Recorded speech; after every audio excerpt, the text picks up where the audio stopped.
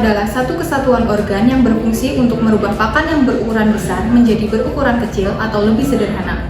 Trakus digestivus dibagi menjadi dua bagian. Yang pertama, trakus digestivus alimentarius, yaitu sistem pencernaan yang dilalui pakan secara langsung, dan trakus digestivus accessorius yang tidak dilalui pakan secara langsung. Dan dari trakus digestivus alimentarius, yang pertama terdapat mulut.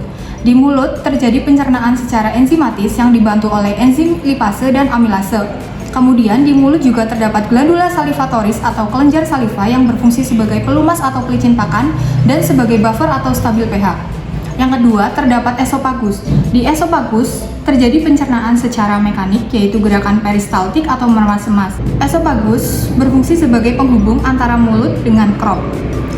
Yang ketiga, crop atau tembolok, yang berfungsi sebagai tempat penyimpanan dan pelayuan pakan. Mekanisme dari pelayuan pakan adalah cairan dinding crop akan menghasilkan asam organik yang akan membentuk bakteri asam laktat dan asam asetat. Selanjutnya terdapat proventriculus atau lambung sejati. Terjadi pencernaan secara enzimatis di mana HCl akan mengaktifkan pepsinogen menjadi pepsin, kemudian pepsin akan mengubah protein menjadi pepton.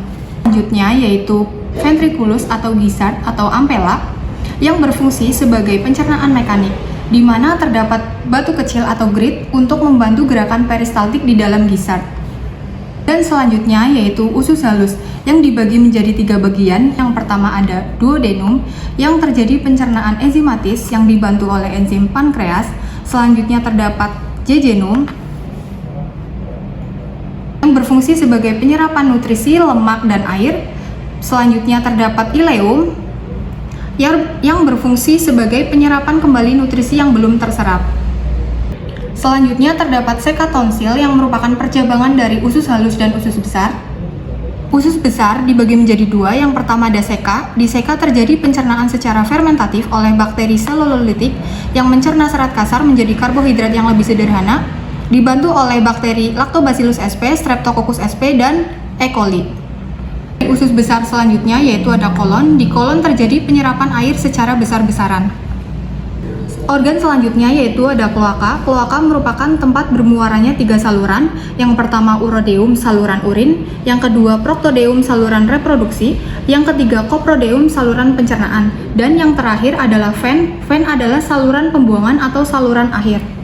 Bagian dari organ trakus digestivus accessorius, yang pertama ada hati. Hati berfungsi sebagai menghasilkan cairan empedu, yang kedua mengemulsi lemak, yang ketiga menetralisir racun, dan yang terakhir sebagai filtrasi makanan. Organ yang selanjutnya yaitu ada pankreas. Pankreas menghasilkan 3 enzim. Yang pertama ada amilase yang mengubah amilum menjadi glukosa, yang kedua lipase yang mengubah lipid menjadi asam lemak dan gliserol, yang ketiga tripsin yang mengubah protein menjadi asam amino. Organ yang terakhir adalah limfa yang berfungsi sebagai memecah eritrosit dan leukosit yang sudah tua, sebagai antibodi tubuh, dan menyimpan zat besi dalam darah.